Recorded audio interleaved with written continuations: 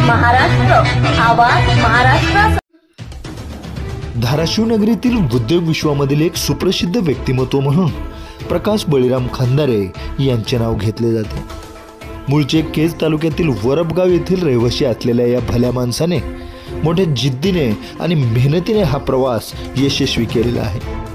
अत्यंत सर्वसामान्य अशा परिस्थितीमधून त्यांनी शिक्षण घेतलेले आहे। त्यांचे आईवडील स्वाभिमानी आणि कष्टाळू होते। त्यांच्या आशीर्वादावरच खंदारे बंधूंनी आपले नाव केलेले आहे। धाराशिव नगरीमध्ये गेल्या अनेक वर्षांपासून ते उत्कृष्ट कार्य करत आहेत। त्यांच्या कामाचे या भागातील लोक नेहमीच कौतुक करत असतात। म्हणून अशा या विशेष व्यक्तिमत्वाच्या प्रकाश बळीराम खंदारे या यशस्वी उद्योजकाच्या आजवरच्या यशस्वी जीवन प्रवासावर प्रकाश टाकण्याकरिता आमचे मुलाखतकार संतोष रोकडे यांनी त्यांच्याशी साधलेला हा विशेष संवाद पहा न्यूज 1 महाराष्ट्र वाहिनीवर।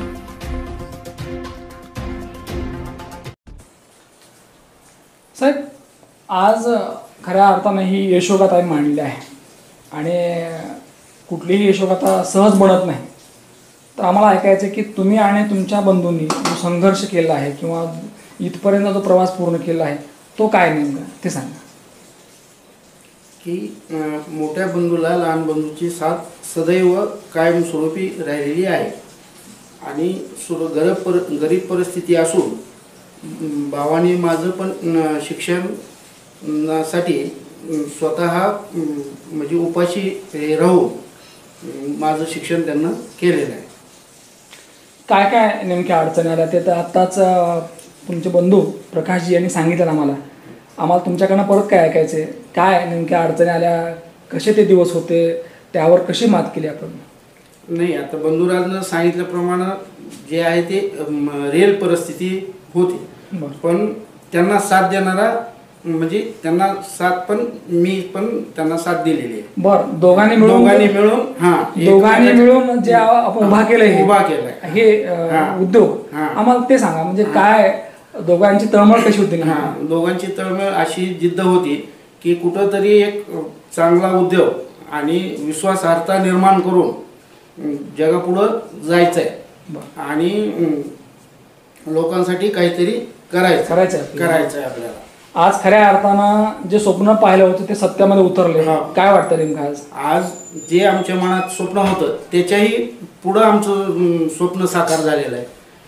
साहेब, मला विचारायचं वाटतं की स्वप्न साकारले, सत्यात उतरले, पण ज्यांनी ते पाहायला पाहिजे किंवा जे असायला पाहिजे तुमचे आई वडील नाही का, काय म्हणायचं आई वडिलांना तुम्ही? नाही, आई वडिलांना आईला जीजी म्हणत होतो आणि वडिलांना बप्पा म्हणत होतो। बप्पा आणि जीजी आज दोघंही नाहीये।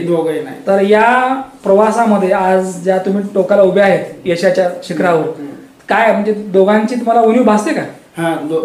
त्या दोघांची उणीव एवढी भासते की प्रत्येक क्षणाला त्यांची आठवण येते आणि त्यांना काही जास्त दिवस झालेले नाही, मग त्यांनाही चांगला काळ बघितलेला आहे। त्यांना बघितलेला आहे। प्रकाश यांनी सांगितलं की सुरुवातीला नोकरी सोडली आणि उद्योगात जेव्हा लोकांनी नावं ठेवले। मग तुमचं मत काय होतं नेमकं? का नाही, माझंही मत तेच होतं, म्हणजे भाऊ जे म्हणतात तेच। बरं, एक शेवटचा प्रश्न आहे की तुमची जॉईंट फॅमिली आहे, त्यांनी मला उत्तर दिले। खरं तर जॉईंट फॅमिलीचं नेमकं काय रहस्य तुम्हाला काय वाटतं? नाही, जॉईंट फॅमिलीमध्ये एक तर कुठल्याही प्रकारची अडचण भासत नाही आणि आनंदी उत्साही वातावरण कायमस्वरूपी राहतं आणि एकामेकाला स्फूर्ती मिळते। आज ही यशोगाथा आम्ही घेतोय, या प्रसंगी एक कुटुंबाचा प्रतिनिधी म्हणून काय वाटतं या प्रसंगी आज? म्हणजे जेव्हा कोणीतरी कौतुक करतं आपलं, कोणाचं तरी अगदी पाठीवर आपल्याला थाप मिळते, बक्षीस मिळतं, त्यावेळेला निश्चितपणे एक वेगळा आनंद असतो नाही का? तसं तुमच्या मनात काय नेमकं आता? आमच्या मनात तर खूप आनंद आहे, उत्साह भरपूर आलेला आहे। कोणतरी आला आपलं कौतुक करायला, आपलं कौतुक करायला कोणीतरी आलेलं आहे। अवधूत चिंतन गुरुदेव दत्त असं म्हणतात की ज्या ठिकाणी गुरुचं नाम सतत घेतल्या जातं आणि गुरुला अभिप्रेत जिथं आचरण होतं अशा ठिकाणी काही कमी पडत नाही। प्रवास प्रत्येक व्यक्तीचा असतो, परंतु प्रत्येक व्यक्तीलाच हव्या त्या ठिकाणी जाता येईल असं नाही। काहीच माणसं अशी असतात की जी स्वतःच प्रकाशमय असतात. काही लोकांच्या नावातच प्रकाश असतो आणि अशा लोकांना पुढे जाताना या ठिकाणी कुठलाच त्रास होत नाही. जरी झाला तरी त्रास झाला हे सांगायचं नसतं. आज आम्ही आहोत धाराशिव नगरीमध्ये आणि या नगरीतील उद्योग विश्वातील मुकुटमणी प्रकाश बळीराम खंदारे यांची मुलाखत आज आम्ही आयोजित केली आहे. साहेब, मुलाखतनामा या महाराष्ट्रातील लोकप्रिय कार्यक्रमात तुमचं स्वागत. सुरुवात करूया. आज असं म्हणतात की मध असेल तर माशा असतात, त्यातली एक माशी इथं आली आज. परंतु मध कसा गोळा केला हे कोणाला माहीत नसतं. त्यासाठी अनेक वर्ष आपण कष्ट घेतले असतात, रात्र दिवस पाहिलेलं नसतं आपण, आणि तेव्हा कुठं आपल्याला यशाचा मार्ग सापडला असतो. केज तालुक्यातील म्हणजे बीड जिल्हा केज तालुक्यातील वरगाव या गावचे आपण रहिवासी, या गावचे भूमिपुत्र. खरं तर या मातीला मी वंदन करतो, तुमच्या आईवडिलांना मी वंदन करतो की ज्यांनी एवढं सुंदर रत्न घडवलं. वरगाव या गावामध्ये तुमचं खंदारे कुटुंब, तुमच्या आई वडील, लहानपणीच्या नेमक्या काय आठवणी आहेत आम्हाला ते आज ऐकायच्या.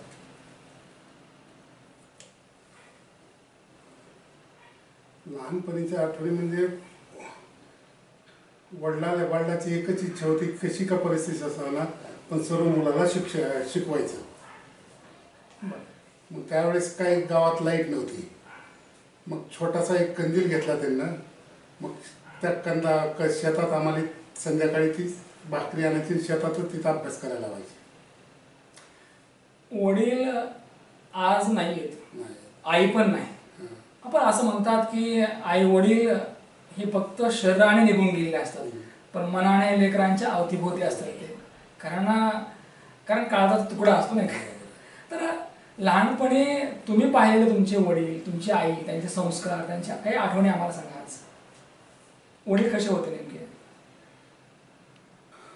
वडील म्हणजे स्वतः स्वाभिमानी आणि कष्टकरी होते. आणि आई पण कष्टकरी. सकाळी पहाटे उठून जातीवर दळण दळणे, स्वयंपाक करून 9 वाजेपर्यंत आटपून पुन्हा परत शेतात जाऊन दिवसभर शेतातली कामे करणे, संध्याकाळी येऊन परत घरची कामं करणे आणि वडील दिवसभर शेतात राहणे. साहेब, मी तुमच्याकडे पाहिल्यानंतर मला एक लक्षात येतं की तुम्ही अगदी धार्मिक वृत्तीच्या आहात, सामाजिक कार्यामध्ये अग्रेसर असता आणि नेहमीच लोकांना चांगलं द्यावं. म्हणजे उद्योगातला माल असेल किंवा काही सहकार्य असेल, चांगलं द्यावं ही तुमची भावना असते. पण हे चांगुलपण पेरणारी एक व्यक्ती असते, ती म्हणजे आई असते. तर काय नेमकं असं आईने तुम्हाला शिकवलं, सांगितलं की जेणेकरून तुम्हाला आणि तुमच्या भावंडांना खूप चांगलं बनता आलं? आम्हाला ते ऐकायचं. फक्त आई आणि वडिलाचं एकच सांगणं होतं, वेळ आली तर दुसऱ्याच्या दावणी झाडा, पण स्वतःच्या कष्ट करूनच जगा. तुम्ही मग एक उल्लेख केला की वडील नेहमी सांगायचे की खूप शिका, मी कमी पडणार नाही, परंतु तुमच्या नोकरीसाठी मला कोणाच्या हात पाय पडायला लावू नका. काय नेमकं काय प्रसंग आहेत नेमके सांगा असे? कारण खेडेगावात असं होतं की गरिबी परिस्थिती असताना किती घरातला माणूस हुशार असला, मुलं असली तरी मोठे लोक त्यांच्याकडे वेगळ्याच दृष्टीने बघायचे. दृष्टीच होती ती, ग्रहणतेने बघायची, वेगळ्याच भावनेने बघायची. म्हणजे वडिलांना वाटत असेल की आपल्या मुलानं चांगलं शिकावं, म्हणजे मला कुणाच्या हात पाय पडायची वेळ आणि खरंच तुम्ही वडिलांचा तो शब्द खरा केला नाही. सर, लहानपणी गावात जे बालपण गेलं, तुमचे मित्रपरिवार असेल, तुमचे भावंड असतील नाही का, काय कसा विषय होता त्या काळातला? म्हणजे गावातली त्या काळातली माणसं, तुमचे मित्र, कोणते कोणते मित्र होते, काय नेमकं? गावातलं एकच होतं की सकाळी उठायचं, शाळेला जायचं, शाळेतून मधल्या सुट्टीत यायचं, आल्यानंतर दप्तर घरी ठेवायचं, नदीच्या काठावर गाव असल्यामुळे नदीला जाऊन आंघोळ करायची, परत घरी येऊन जेवायचं, नंतर दुपारची शाळा करायची. म्हणजे अगदी हे दररोजच रुटीन होतं. बरं, मग स्वभाव कसा होता? म्हणजे अगदी खोडकर होता का अगदी सरळ होता असा? म्हणजे कधी आई वडिलांना शिक्षा व्हायची का अशी? शक्यतो नाही. शक्यतो नव्हती. म्हणजे तुम्ही गुणी होतात नाही का? तुमची जी भावंड आहेत, आज 2 भावंड तुमची गावाकडे आहेत, एक भाऊ तुमच्या बरोबर आहे आणि आजही तुम्ही एक दिलान राहता. खरं तर म्हणेल की पैसा मारो परमेश्वर या विश्वामध्ये, कारण लोकांना पैशाच्या पुढे आई दिसत नाही, वडील दिसत नाहीत आणि मग भावाची तर फार दूरची गोष्ट आहे. परंतु मी आज सांगू इच्छितो तमाम प्रेक्षकांना की प्रकाश खंदारे हे असं व्यक्तिमत्व आहे की पैसा येईल अगर जाईल, पण माझे भाऊ, माझं कुटुंब, मला असं वाटतं की आज प्रत्येक माणसाने साहेबांकडनं हा धडा घेतला पाहिजे. मी यासाठी तुमचं कौतुक करतो. अगदी विचारावं वाटतं की तुम्ही ज्या शाळेमध्ये शिकलात, जिल्हा परिषदेच्या आजही शाळा आहेत नाही का, त्या काळामध्ये तुम्हाला लाभले गुरुजी, तुम्ही अभ्यासामध्ये कसे होता ते सांगा मला. अभ्यासामध्ये मी पहिलीपासून हुशारच होतो. अच्छा, बरं. घुले सर, पवार गुरुजी चिंचोलीचे, सुतार सर. बर. अभ्यासाची गोडी म्हणजे सहज होती, म्हणजे मनातूनच होती का आई वडिलांचं अगदी प्रेशर होतं की तुला शिकलं पाहिजे असं? नाही, आई वडील प्रेशर करायला लावायचे, पण मी शक्यतो टाळायचंच अभ्यासाला. बर. सुरुवातीला मग ही गोडी जास्त का निर्माण झाली, म्हणजे कशामुळे असं काय कारण ठरलं की तुम्हाला अधिकाधिक अभ्यास करावा असं वाटला? कारण तो काळ म्हणजे गड्या आपलं शेत बरं नाही का. नाही, पण ती काय 7वीच्या नंतर एक जाणीव व्हायला लागली की गरिबी परिस्थिती आपल्याला शिकल्याशिवाय विलाजच नाही. आणि त्यासाठी अभ्यास करावाच लागणार आहे आणि काहीतरी करावंच लागणार आहे आपल्या स्वतःच्या पायावर उभा राहण्यासाठी. आपली परिस्थिती जर आपल्याला बदलायची असेल तर आपल्याला शिकावं लागणार. वा, मला असं वाटतं की परिस्थिती माणसाला बरंच काही शिकवते नाही का. साहेब, त्या काळातले सण उत्सव मी आज मुद्दाम विचारतो तुम्हाला, म्हणजे आज हे दिवाळी आहे, पण दिवाळी कधी येते आणि कधी जाते काही कळत नाही का. तुमच्या काळातली दिवाळी कशी होती किंवा दसरा कसा होता, सण कशी होती नेमकी, त्या सणाच्या काही आठवणी सांगा मला.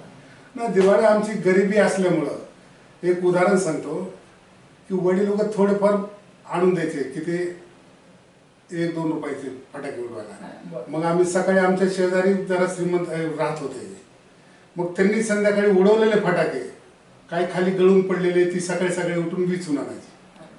म्हणजे फार जुनी आठवण नाही. जुनी आठवण म्हणजे ते फटाके राहिलेले गोळा करून आणायचे बिना उडलेले. बरं. आणि परत ते आपण वाजवायचे. अशी आपली दिवाळी होती.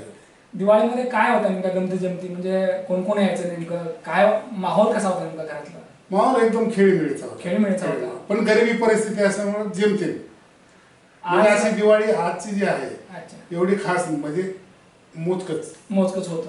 कारण लोक म्हणजे काही खावं काही करावं अशी परिस्थिती नव्हती, मानसिकता होती, पण आर्थिक परिस्थिती तशी नव्हती नाही का. त्यातलं एक उदाहरण सांगतो मी. तेल विकत घेणं एवढं शक्य नव्हतं. एकदा मी 7-8 किलो सूर्यफूल घेतलं, चिंचोलीला गेलो, तिथून एका डब्यात काढून आणलं आणि नंतर त्याच्या करंज्या म्हणजे फार महत्वाची आठवण नाही काही. बरं, तुमच्या भावातला आणि तुमचा जो समन्वय होता म्हणजे कसा होता नेमका, काय म्हणजे काय असं म्हणतात की भाऊ मोठे होतात पण त्या भूतकाळातल्या आठवणी कायम राहतात, तर तुमचा समन्वय कसा होता त्या काळातला? नाही, त्यावेळेस मोठा भाऊ म्हणजे खूप जिद्दी होता, शिकवायची त्याची आम्हाला खूप दृढ इच्छा, त्यासाठी कुठल्याही काही कष्ट करायचा तो. आता थोडक्यात आता स्पष्ट बोलायचं म्हणजे आम्हाला खूप गरिबी असल्यामुळं गडीवर राहत होतो आम्ही. मग एक म्हैस होती घरी. मग मी 6वी-7वीला असताना दही दूध विकायला कळमला चालत जायचं. वरगाव लांब. आणि लोक उठायच्या आधी वडील आम्हाला हातगावपर्यंत सोडावं द्यायचे. मग ती दही दूध विकून त्याच्यात आणायचं घरी खायचं. साहेब, आज महानगरामध्ये आहात, शहरामध्ये आहात, आजही दही विकणारी मुलं माणसं तुम्ही पाहत असतात, तर निश्चितपणे त्यांना पाहिल्यानंतर तुम्हाला ते आठवण कायम राहील नाही का. बरं, त्या काळामध्ये जे तुम्ही दही दूध विकायचं किंवा ताक विकत असताना काय असेल ते, तर हे करत असताना कधी शाळा बुडली भाषे, म्हणजे शाळेचं कधी नुकसान झालं का? नाही, सुट्टीतच जायचं शक्यतो. सुट्टीमध्ये जायचं. मग साधारणतः किती पैसे? मोठा भाऊ साधारणतः 1.5-2 रुपये. 1.5-2 रुपये म्हणजे त्या 1.5-2 रुपयासाठी चालत कळमला यायचं आणि चालत गावाकडे यायचं. बरं, म्हणजे असा हा आपला खरं तर संघर्ष होता. आणि अजून एक सांगण्यासारखं, माझी 7वी झाल्यानंतर आम्ही 8वीला ऍडमिशन घ्यायला विद्याभवनला गेलो. घरून भाकरी नेल्या होत्या. बरं. मग एक थोडी हरभऱ्याची डाळ होती, ती आईने दिली. पितळाची चरवी होती, चरवी म्हणत होते, त्याचे दूध नेत होतो. मग ती दूध विकलं. तिथून मोठा भाऊन मी गेलो. 5 पैशाचा गूळ घेतला आणि विद्याभवनमध्ये TC घातला आणि मांजराला येऊन वांद्रा म्हणत होते, तिथे येऊन डाळ आणि गूळ खाल्ला, नारळ वगैरे. म्हणजे अक्षरशः खायला पण काय नव्हतं नाही का. म्हणजे विद्याभवनला ऍडमिशन घेतलं म्हणजे खरं तर त्या काळामध्ये त्या शाळेपर्यंत गावापर्यंत म्हणजे कळंबपर्यंत यायची पण ताकद नव्हती त्यामध्ये. तर हे शिक्षण जे आहे म्हणजे शिक्षणासाठी तर पाठबळ आई वडिलांचं होतंच, परिस्थिती तर अगदी नाजूक होतीच, पण तशाही परिस्थिती तुम्ही शिकलात.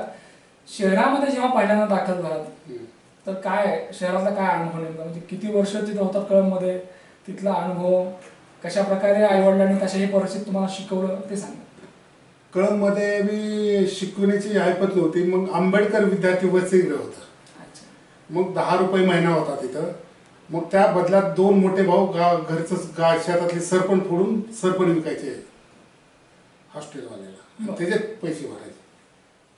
अच्छा, म्हणजे ते सरपण विकायचं त्यांना द्यायचं त्या 10 रुपये. म्हणजे प्रसंगी वाटेल ती कामं केली, परंतु कधी हाल नाही सोडले. मला असं वाटतं की जी माणसं वाटेल ती कामं करतात, हाल सोडत नाहीत, त्यांचे हाल चांगले होतात नाही का, म्हणजे नंतर परिस्थिती चांगली होती, जाणीव राहते त्या गोष्टीची.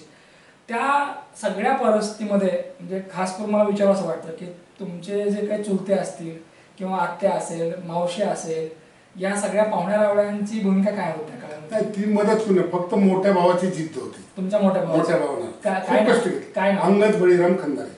न्यूज वन महाराष्ट्र चॅनलच्या वतीने आम्ही अंगदजी जे की यांचे मोठे भाऊ आहेत आम्ही त्यांना सॅल्यूट करतो. कारण भाऊ कसा असावा तर याचं उत्तम उदाहरण आहे. कारण आपण रामायण ऐकतो नाही का, राम लक्ष्मण नाही का, परंतु खरंच या वास्तव जीवनामध्ये या कलियुगामध्ये सुद्धा काही आदर्शवादी माणसं आहेत की जे आपला विचार करत नाहीत, आपल्या भावांचा विचार करतात. मला असं वाटतं तुमच्या या रामासारख्या भावाला म्हणजे अगदी कितीही आपण कौतुक केलं तर कमीच आहे नाही कमीच. साहेब अगदी कळंबमध्ये जी 2-3 वर्ष तुम्ही शिक्षण घेतलं 10वी पर्यंत, काय तिथल्या काय आठवणी? कारण खेड्यातली माणसं, खेड्यातली पोरं त्या काळामध्ये शहरामध्ये गेल्यानंतर फार अगदी विचित्र वाटायचं, कारण सगळंच वेगळं होतं नाही का. तर तुमच्या दृष्टीने काय वेगळं होतं ते सांगा. मला 10वी पर्यंत पायात चप्पल येत नव्हतं. शाळेत जायचं, मांजरा लिहून आंघोळ करायची आणि शाळा करायची. म्हणजे राहायला कळंबमध्ये का गावाकडे? नाही, बोर्डिंगमध्ये. अच्छा, बरोबर. आणि मग हे असे 3 वर्ष गेले. कधी असं वाटलं नाही का की गडे आपलं गाव बरं आहे? नाही, कधी नाही. जिद्द मनात बाळगली, जिद्द होती. आपण काहीतरी करणारच, ही जिद्द पहिल्यापासून. काही जरी झालं तर माघारी जायचं, करणारच आपण. मला असं वाटतं की याला साक्ष मांजरा आई आहे का नाही का, की त्या ज्या नदीवर सतत तुम्ही जायचं आंघोळीला, त्या आठवणीत नाही का. 10वी नंतर सहज तुम्हाला नोकरी लागली असते त्या काळामध्ये, म्हणजे B.Ed झालं असतं किंवा कुठेही तुम्हाला जॉब भेटला असता. मग हे पुढील शिक्षण सोपं होतं का तिथंही आव्हान होतं? मग कारण तुमचं पुढचं शिक्षण झालंय अंबाजोगाई 11वी, त्यानंतर झालंय तुमचं परभणीला. तर ते पुढची नेमकी आठवण काय, पुढचा प्रवास काय नेमका? पुढचा प्रवास मध्ये शिक्षणाला ऐपत नव्हती. मग योगेश्वरीमध्ये पोर बॉईज हॉस्टेल आहे, तिथं 30 रुपये महिन्यानं पोर बॉईज हॉस्टेलमध्ये राहिलो 11वी 12वी सायन्सला. आणि मग बाकी जे आर्थिक जो भार होता म्हणजे शैक्षणिक साहित्य असेल किंवा कपडा, तो मोठा भाऊ. म्हणजे मोठ्या भावाने हाल नाही सोडले तुमचे? नाही, जिद्द नाही सोडली मोठ्या भावाने. बरं, म्हणजे ते कंटिन्यू तुमच्या मागे होतं. बरं. आणि मग 11वी 12वी झाल्यानंतर त्याही काळामध्ये आणि आताही की डॉक्टर होणे एक फार स्वप्न असतं मोठं स्वप्न. तुमचं काय नेमकं स्वप्न होतं? म्हणजे कृषी पदविका घ्यायचं स्वप्न होतं का आणखी काय होतं? नाही, त्यावेळेस तर मला काहीतरी नवीन करावं वाटायचं, म्हणजे घरच्याला पुढे आणण्यासाठी काहीतरी मोठा असं काहीतरी उद्योगच. इंजिनिअरिंग आणि मेडिकल यासाठी तुमची मानसिकता होती का नव्हती? जास्त उद्योगाकडे. मला एक विचार असं वाटतं की बऱ्याच वेळा काय असतं की जर पोट उपाशी असेल किंवा अडचणी असतील तर गाड्या आपली नोकरी बरी असे लोकांची भावना असते. मग तुम्हाला असं काय वाटलं बरं की आपल्याकडे तर पैसा पण नाहीये आणि मग उद्योजक आपण काय व्हावं? ते चॅलेंजिंग वर्क आहे, आपण जेवढं कष्ट करू तेवढं आपण आउटपुट देऊ. मला असं वाटतं की प्रत्येक तरुणाने तुमचा आदर्श घेतला पाहिजे, कारण आता काय की जितकी लवकर आपल्याला सहज नोकरी मिळेल तेवढं बरं नाही का, उद्योग नको, कारण तिथं रिस्क असते. परभणीकडे जाण्याचा योग कसा आला काय, म्हणजे तिथल्या काय आम्हाला आठवणी सांगा परभणीच्या? परभणीला ऍग्रिकल्चर 12वी झाल्यानंतर आमचे बरेच क्लासमेट, म्हणजे 12वीचे क्लासमेट परभणीला ऍडमिशन, तर मी पण गेलो. तर मी गेलो त्यावेळेस पण तिथं कॉलेजची राहण्याची सोय होती, पण एवढी ऐपत नव्हती. मग लहान भाऊ बी त्यावेळेस 11वीला होता.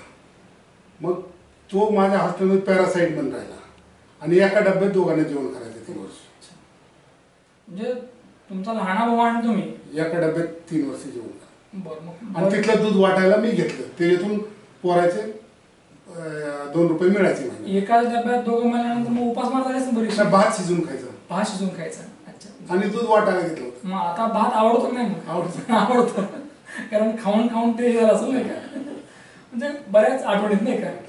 दूध वाटते म्हणजे नेमकं काय प्रकार होता नेमका?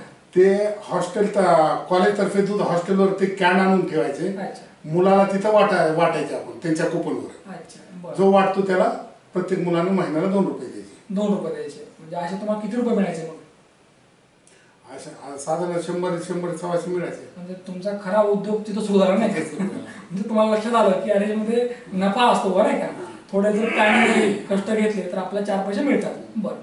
मग ज्या वेळेला परभणीमध्ये शिक्षण संपलं तुमचं, तर अगदी मी वारंवार उल्लेख करतोय की तुम्हाला अगदी त्या काळामध्ये अगदी सहज जॉब भेटले असते नाही का. मग ज्या वेळेला आपल्या मुलाने नोकरी करावी ही प्रत्येक आईवडिलांची एक इच्छा असते, स्वप्न असतं, तशी तुमच्या आईवडिलांच्या असेल. आणि मग सुरुवातीला तुम्हाला जॉब पण भेटला होता? भेटला म्हणजे शनिवारी शेवटचा पेपर होता. अच्छा. आणि रविवारमध्ये होता. बरं. रविवारी जाऊन मी असे जुन्या विद्यार्थ्याकडून म्हणजे ॲग्रिकल्चर काढलं होतं की डायरेक्ट गेल्यानंतर कंपन्या पेस्टिसाईड आहे त्या नोकरीला ठेवतात. हो. मग जालन्याला जाऊन आलो होतो. तर जालन्याला सर लिमिटेड कंपनीमध्ये मला 15 रुपयावर रोज 15 रुपये डी अच्छा. आणि 300 रुपये महिना. बर. मग तुम्ही हे लागलेली नोकरी, खरं तर तुम्ही मला उल्लेख केला की मी अगदी स्पर्धा परीक्षा दिल्या असत्या, ती चालू असताना अच्छा मला एम्प्लॉयमेंट केलं होतं मी औरंगाबादला जाऊन. 2 ऑर्डर गव्हर्नमेंटच्या आल्या होत्या. अच्छा. ते आजही आहेत ऑर्डर? आजही आहे. तुम्ही जपून ठेवलं नाही का जपून ते? ठेवलं. अगदी नोकरी चालू होती, पगार यायला होता, आणि मग अचानक तुम्ही अनाऊन्स केलं की आता नोकरी मला नाही करायची. नाही करायची. त्यावेळेला पहिला धक्का तर आई वडिलांना बसला असेल? आई वडिलाला आणि पाहुणे रावळे सारेच नाव ठेवले. बरं. मग अशा परिस्थितीमध्ये ज्या भावाने तुम्हाला सहकार्य केलं नाही त्याची नव्हती. नव्हते काय? बरं. म्हणजे त्यांचा तुमच्यावर पूर्ण विश्वास विश्वास होता. अरे वा, बहुत बढिया. मग सुरुवातीला पाहुणे रावळे किंवा जवळचे नातेवाईक मित्र असेल त्यांचे रिॲक्शन काय होते नेमकी? म्हणजे चांगलं केलं का वाईट केलं? मग नाही मूर्ख म्हणायचे ना नाव ठेवायचे ते. बरं. मग हे ठीक आहे, नोकरी तर सोडली तुम्ही आणि मग उद्योग करायचा. मग त्यासाठी मग तुमचा तर जिल्हा बीड जिल्हा तालुका केस जवळ परत कळम होतं. मग धाराशिव या शहराची त्या काळात सुरुवात औरंगाबादला. औरंगाबादला. बरं. मग औरंगाबादला सर्व्हिस करत. अच्छा. मग तिथं किती वर्ष केलं? मग तिथं 4 वर्ष केलं. 4 वर्ष. सीडमध्ये आलो, भाजीपाल्याच्या सीडमध्ये आलो. अच्छा. बरं. मग तिथला काय नेमका अनुभव? तिथला 87ला पुन्हा साऱ्या मल्टीनॅशनल आल्या, त्यांच्याकडे भांडवल असतं, त्याच्यामुळे ते आपलं निभाव लागणं शक्य नव्हतं. ती ओळखून मी काय केलं, जसे NPK घटक आपण रासायनिक खतं पिकाला टाकतो, तसेच मायक्रो आणि मॅक्रो इसेन्शियल आहे ते लागत असतात. पण त्यावेळेस फर्टिलायझर ॲक्ट लागू नव्हता त्याला, आणि आपल्या महाराष्ट्रात नव्हतंच ते. मग गुजरातला जाऊन बघून आलो, मग ते चालू केलं. काळाची पावलं ओळखून सुद्धा तुम्ही चालला. मला असं वाटतं की काळाची पावलं जर ओळखली तर माणूस यशस्वी होतो नाही. अनेक आपण उद्योग बघतो की 1980 किंवा 90च्या दशकामध्ये खूप चांगली होती ती, पण नंतर ते स्पर्धेत टिकले नाही. तुम्ही मात्र प्रत्येक वेळी काळ ओळखला आणि त्यानुसार पावलं टाकली. तर मग धाराशिवकडे कसं येणं झालं, काय कारण ठरलं नेमकं? धाराशिवकडे इकडं जवळ पश्चिम भाग आहे, जवळ आहे, आणि कर्नाटक आंध्र प्रदेश जवळ आहे ट्रान्सपोर्टिंगसाठी, म्हणून हे निवडलं. ज्या वेळेला धाराशिव या शहराची आणि त्या काळात उस्मानाबाद या शहराची आपण निवड केली, तर काय म्हणजे खरं तर एक कुतूहल असतं की आपण चाललोय खरं नाही का, पण आपलं काय होणार नेमकं. या शहरामध्ये येत असताना नेमकी तुमची ही काय होती मानसिकता? मी फक्त मानसिकता म्हणजे एकच ठरवलं होतं की इथं जरा चीफ लेबर आणि सारं चीफ आहे, आणि प्रोडक्शन इथं करायचं आणि पश्चिम महाराष्ट्रात विकायचं. त्याच्यामुळे कोल्हापूरला पहिलं ऑफिस घेतलं आणि ते पश्चिम महाराष्ट्रात. कुठल्या प्रोडक्शनची तुम्ही निवड केली मग त्यासाठी? Bio fertiliser, micro nutrient. बरं. मग सुरुवात काय होती नेमकी, का अगदी सहज होत गेले? नाही, सहज नाही. सुरुवात म्हणजे आधी ट्रायल देत गेलो, त्याला अनुभव घ्यायला सांगितला, आणि त्याच्यानंतर. आणि तुमचं एक ऑफिस कोल्हापूरमध्ये आहे? होतं. आता नाही. आता नाही. बरं. मग हा उद्योग जो तुमचा वाढत गेला, मग यासाठी तुम्हाला ज्या लोकांनी सहकार्य केलं, तुमच्या कुटुंबातील सदस्य असतील, आम्हाला उद्योगाचा तुमचा जो प्रवास आहे तो ऐकायचा आहे. कुटुंबातलं सहकार्य म्हणजे जॉईंट फॅमिली ही एकमेव आहे. ते आजही टिकून येतं. आजही टिकून मेन बेस ती आहे. म्हणजे आजही जॉईंट फॅमिली आहे. मला असं वाटतं की बऱ्याच लोकांना पैशाचा एक मोह असतो आणि माणसं तोडायला कारणीभूत पैसा आहे, नाही का? तर तुम्हाला भावना कधी असं वाटलं नाही का की आता पैसे आले का आपण थोडं वेगळं राहिलं पाहिजे असं? नाही, ते कसं आई वडिलापासून धार्मिक वारसा आहे घराचा, त्याच्यामुळे प्रत्येकाला वळण सारं जिथल्या तिथं मानसिक. काय नेमकं दररोज शेड्यूल काय असतं? किती तास काम करता तुम्ही? त्याचं मॅनेजमेंट काय केलं असतं? किती लोक आज तुमच्याकडे कामाला आहे? मी सकाळी 4 वाजता उठतो. दररोज आहे? दररोज. म्हणजे काय बदल नाही? 5-5.5 किलोमीटर चलतो. बरं. त्याच्यानंतर झाडाला पाणी देणे, चौकडे झाडे फळाची याची, आणि त्याच्यानंतर 9 वाजता पहिली शिफ्ट चालू करतो. उद्योगामध्ये आज बऱ्यापैकी खूप चांगलं तुम्ही नाव केलं आहे, तुमचा चांगला जम बसला आहे. आणि मला असं वाटतं की अवधूत प्रकाश ही जे तुमची कंपनीचे नाव आहे ते अगदी ब्रँड बनले नाही का? येस. तर ब्रँड बनणं एवढं सोपं नाही. जसं आज बिस्किट म्हणजे आम्ही पार्ले म्हणतो, तसं हे ब्रँड बनण्यासाठी काय मेहनत घ्यावी लागते, काय करावं लागतं नेमकं की जेणेकरून नाव होतं आपलं? क्वालिटी मेंटेन करावी. क्वालिटी मेंटेन करावी लागते आणि सर्व्हिस चांगली द्यावी. सर्व्हिस चांगली लागते. आज साधारणतः किती लोक आहेत तुमच्याकडे आज कामाला? 45-46 आहेत. 45-46 लोक काम करतात. या सगळ्या लोकांना कामाला लावणे, त्यांच्याकडून काम करून घेणे आणि त्यासाठी खरं स्वभाव चांगला पाहिजे. आणि स्वतः बघतो लहान भाऊ आणि मी. अच्छा. कसं सगळे जे आहे मार्केटिंग वगैरे जे काय यासाठी काय नेमकं? नाही, पहिल्यापासून लहान भाऊ मार्केटिंग मध्ये परफेक्ट. अच्छा. बरं. आणि तुम्ही इकडं आणि मुलगा आला आता मुलगा आलाय. बरं. मग आता या पूर्ण प्रवासाला किती वर्ष झाले आता? 87 to म्हणजे आज बरेच वर्ष झाले का? बरेच वर्ष. 37 वर्ष. 37 वर्ष. 37 इयर्स. ओके. या 37 वर्षामध्ये कधी असा काही प्रसंग आला का अरे आता हे म्हणजे संपून जाईल किंवा आता कसं होईल नेमकं, असं कधी वाटलं नाही का? क्वेश्चन मार्क कधी आला नाही का असं? मी मनाचा कॉन्फिडन्स हारून दिला. कोरोनाच्या काळामध्ये बऱ्याचशा कंपन्या बंद झाल्या किंवा आर्थिक परिस्थिती डबघायला गेली, तर त्या काळात तुमचं नियोजन काय होतं? नियोजन पर्याय मार्ग करत. पर्याय मार्ग. बरं. म्हणजे तुम्ही काय नेमकं होणार आहे त्यानुसार तुम्ही प्लॅनिंग करत गेला तुम्ही आज. बरं. हे झालं म्हणजे उद्योगातलं, नाही का? मला एक विचार असं वाटतं की तुमचा जे काही धार्मिक जो टच आहे, नाही का, म्हणजे तो खूप मोठा आहे खरं तर. म्हणजे धार्मिक कार्य तुम्हाला जास्त आवडतं. तर धार्मिक कार्याची जी आवड आहे ते आईवडिलांकडनं. बरं. आईवडिलांचं जे धार्मिक कार्य होतं त्या काळात तुम्ही जे जवळून पाहिलं आहे ते कसं होतं नेमकं? धार्मिक कार्य म्हणजे आई प्रत्येक शुक्रवार असे करायचे की त्या दिवशी पाणीच प्यायचे नाही. पाणी पण म्हणजे ते कडक होत. अच्छा. बरं. एक वेळेस तर आई एकुलती 4 भावात एक बहीण आहे आमची. बरं. राणीला दिलेली गंगणी म्हणून. तिचं लग्न होतं, शुक्रवारी होतं. त्या दिवशी सुद्धा तिने काही खाल्लं. म्हणजे तुमच्या आई माऊली तुमची दत्ताची भक्त, ते बालाजीची होती. नंतर हळू दत्त. बर. सगळेच म्हणजे. मग धार्मिक नेमकं कार्य काय करता? म्हणजे धार्मिक मी आता परभणीला असताना सुद्धा म्हणजे 81-82 ला दत्त जयंतीला तिथं 3 दिवस जाऊन पारायण करायचं थंडीत मी गाणगापूरला. म्हणजे ते आजही सुरू नाही का? सुरू. बरं. आजही तुमच्या लहान भाऊ प्रत्येक पौर्णिमेला अन्नदान करतात. मला असं वाटतं की दान करत असताना ते आपण अगदी सहज केलं पाहिजे. ते कारण त्याच्यातनं जे आनंद मिळतो, नाही का, तो वेगळाच असतो. कारण असं म्हणतात की पुण्याची व्याख्या काय नाही की तर लोकांना 4 घास द्यावे, नाही का, कोणाचा घास हिसकावून घेऊ नये आपण. कारण बरीचशी माणसं आता या कलियुगात अशी आहेत की घास हिसकावून घेतात आणि आपल्यासारखी फार कमी माणसं आहेत की जे घास भरवतात. सर, या सगळ्या ह्याच्यातून जेव्हा तुम्हाला वेळ मिळतो तुम्ही सामाजिक सोशल वर्क जे आहे तेही तुम्ही सोडलेलं नाही, पहिल्यापासून ते आहेच. पण सामाजिक कार्य ज्यावर तुम्ही कधी बोलत नाही पण आम्हाला ऐकायचं आपल्या प्रेक्षकांना, सामाजिक कार्यामध्ये तुमच्या कुटुंबाची नेमकी काय भूमिका असते? गोरगरिबाला मदत करणे. बरं. जेवढं होईल तेवढं मदत करा. आईपासूनच आपल्या दारातून कोणी उपाशी जाऊ नये आलेला.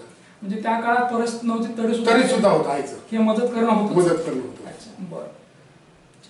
आता एक मला विचार असं वाटतं की बऱ्याच तरुणांना असं वाटतं की माझं शिक्षण झालं नाही का आणि नोकरी तर मिळत नाही, मग बऱ्याच वेळा नैराश्य असतं व्यसन लागतं, कधी कधी वाटतं की आता संपलेलं बरं, आणि अशा वेळी मग आईवडिलांचा कोणाचाही विचार होत नाही. अशा तरुणांना आपण काय सांगू इच्छिता? कारण त्यांच्याकरता आपण खरं तर आयडॉल आहात, रोल मॉडेल आहात. तुम्ही हिंमत हारू नका येस, आणि जिद्द कायम ठेवा, आपण काहीतरी करू म्हणून. हिंमत हारू हिंमत हारू नका. हे खूप महत्वाचं आहे तुमचं. साहेब, आतापर्यंत हा जो प्रवास आहे, या प्रवासाला खरं जर पाहिलं आपण तर काल्पनिक म्हणता येणार नाही, तर एक तुम्ही घेतलेल्या कष्टाचं, मेहनतीचं हे फळ आहे खरं तर. परंतु एक विचार असं वाटतं की या पूर्ण प्रवासाचं, या यशाचं श्रेय आपण कोणाला देऊ इच्छिता? आई वडील, मोठे भाऊ. आई वडील आणि मोठे भाऊ. मोठे भाऊ. मोठे भाऊ खूप कष्टाचं. प्रकाशाच्या वाटा सहज मिळत नसतात, तर त्यासाठी त्या वाटा निर्माण करायच्या असतात. कारण अंधाराकडून प्रकाशाकडे आलेले प्रकाशजी खंदारे, नाही का? कारण कधी काळी फार वाईट परिस्थिती होती, म्हणजे काय करावं नेमकं. आणि बऱ्याच वेळेला काय असतं की ज्या वेळेला परिस्थिती अगेन्स्ट असते त्यावेळेला माणूस गुलाम होतो, तो कुठतरी साळ धरतो, नोकरी करतो, आणि तुटपुंज्या पैशावर तो आपलं जीवन जगायला असतो. शिक्षण घेताना सुद्धा अनेक अडचणी होत्या. भाऊ मात्र रामासारखा सदैव पाठीशी राहिला. आई वडील, त्यांची पुण्याई, त्यांचे कष्ट, आणि या सगळ्याच्या बळावर या ठिकाणी अगदी गावाकडला एक लहानसा मुलगा तो शहरामध्ये आला, कळंबमध्ये. कळंबपासून अंबाजोगाई, आणि अंबाजोगाई ते परभणी, परभणी ते छत्रपती संभाजीनगर, आणि आता धाराशिव. हा प्रवास जसा आपण एखादा चित्रपट पाहतो, आणि चित्रपटामध्ये जे काही दाखवलं जातं आपल्याला ते काल्पनिक असतं, परंतु चित्रपटामधल्या काही स्टोऱ्या ह्या खऱ्या असतात, अगदी खऱ्या घटनेवर असतात. मला असं वाटतं की ज्या व्यक्तीला वाटतं की आपलं सगळं संपलंय, आता काय करायचं नेमकं, त्याने एक वेळेला धाराशिव नगरीमध्ये येऊन प्रकाशजी खंदारे यांना जर भेटले तर निश्चितपणे त्यालाही वाटेल आपण जगलं पाहिजे. कारण या जगण्यावर, या मरण्यावर शतदा प्रेम करावे. निश्चितपणे या ठिकाणी घेतलेली मुलाखत प्रेक्षकांना आवडली असेल. परत भेटूया पुढच्या मुलाखतीमध्ये. तोपर्यंत पाहत राहा न्यूज वन महाराष्ट्र चॅनल. धन्यवाद.